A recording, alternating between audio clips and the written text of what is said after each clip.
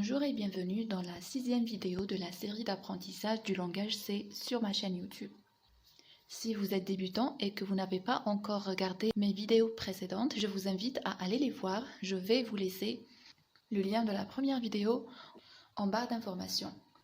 Dans la vidéo d'aujourd'hui, je vais vous parler des types de données, de la notion de variable, comment déclarer une variable et enfin, nous allons créer un petit programme qui fait l'addition de deux nombres.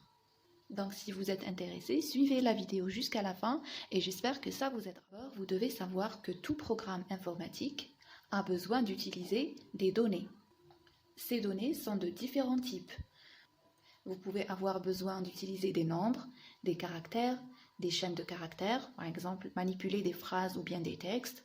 Vous pouvez avoir aussi besoin d'utiliser des tableaux, des fichiers et bien d'autres types. Ne regardez bien sûr pas ce petit programme parce que ça reste un programme de base et il ne contient pratiquement rien d'intéressant.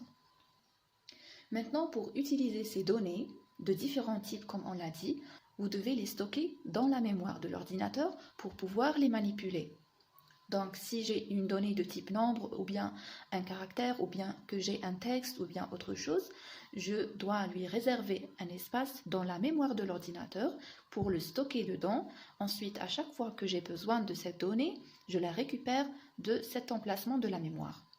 Alors, je ne vais pas trop tarder dans la théorie, je crois que ça suffit. Je vais directement vous donner des exemples pour que vous puissiez comprendre mieux. Donc, si je veux créer un programme qui fait l'addition de deux nombres, par exemple, je veux créer un programme qui fait 4 plus 7 et qu'il m'affiche le résultat. Comment faire ça en langage C? Tout d'abord, nous devons décider le type des données que nous allons utiliser. Je veux faire l'addition du nombre 4 avec le nombre 7. Le nombre 4 est un nombre, donc c'est un nombre entier. Ce n'est pas un nombre à virgule, ce n'est pas un caractère, ce n'est pas une chaîne de caractères. Donc c'est un nombre entier. La même chose pour le nombre 7, c'est un nombre entier. Donc là, j'ai défini les types de mes données. J'ai défini le type des données que je vais utiliser dans mon programme. Ça, c'est la première étape.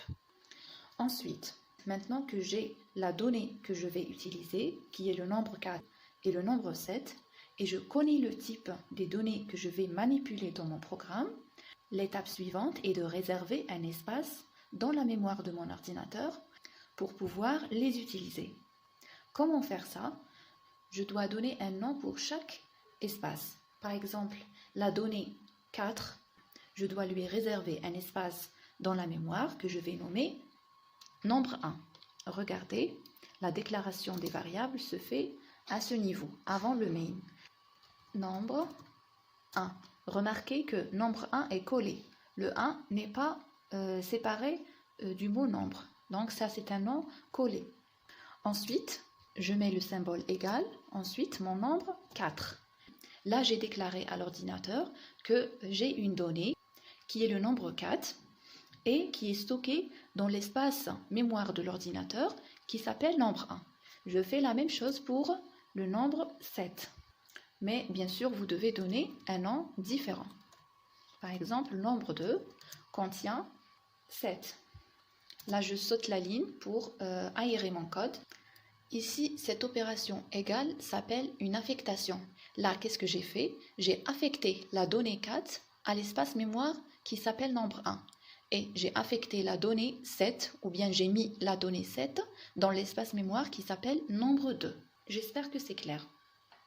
L'étape suivante est de dire à l'ordinateur le type de ma donnée. Comme vous le savez, l'ordinateur stocke tous les types de données en forme binaire, 0 et 1.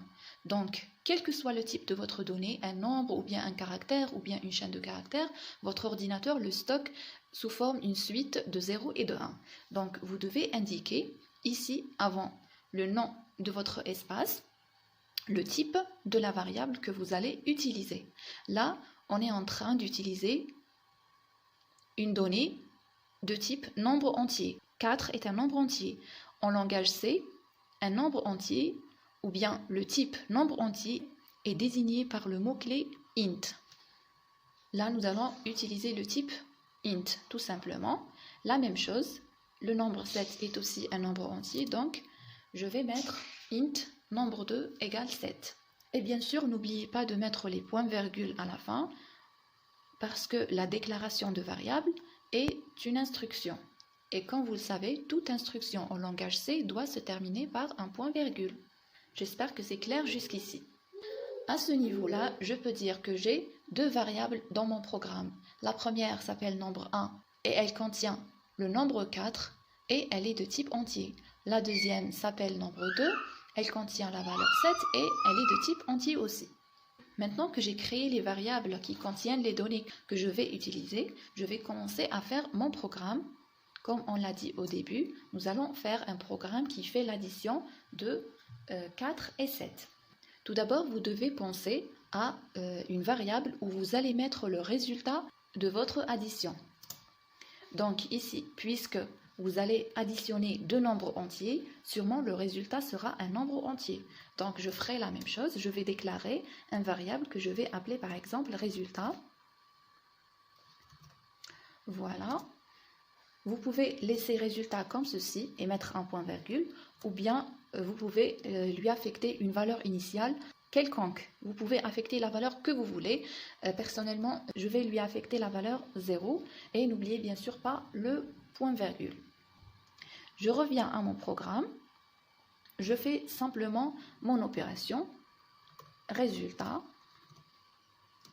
La variable résultat, je vais lui affecter la somme des deux variables, nombre 1 et nombre 2. Voilà, et point-virgule à la fin bien sûr. Nombre 1, c'est-à-dire la valeur contenue dans la variable nombre 1, va s'additionner à la valeur contenue dans la variable 2. Le résultat de cette addition sera affecté à la variable résultat. C'est-à-dire le résultat de l'addition va se mettre dans la variable résultat. Voilà, maintenant si je veux voir le résultat de cette opération. Pour voir le résultat, vous devez faire un affichage en utilisant la fonction printf. Et bien sûr, vous allez voir le résultat de votre opération dans la console noire. Comment faire ça? Voilà. Je remets ma fonction printf à sa base, c'est-à-dire les parenthèses et les guillemets. Entre les guillemets, je vais écrire un message, par exemple, le résultat, un message de votre choix, bien sûr. Le résultat est 2 points. Et là, vous devez mettre pourcentage D. Vous sortez des guillemets, vous mettez un virgule, ensuite la variable résultat. Voilà. Qu'est-ce que cela veut dire? Cela veut dire que dans votre console, vous allez voir s'afficher le message. Le résultat est 2 points. Ça, c'est clair normalement. Ensuite, à la place du pourcentage D, vous allez voir s'afficher la valeur contenue dans la variable résultat, qui est la somme de ces deux nombres. Compilons notre programme pour voir s'il y a des erreurs. Regardez, ici nous avons 0 erreur. Donc, je peux l'exécuter pour voir son résultat. Regardez, comme je vous l'ai dit,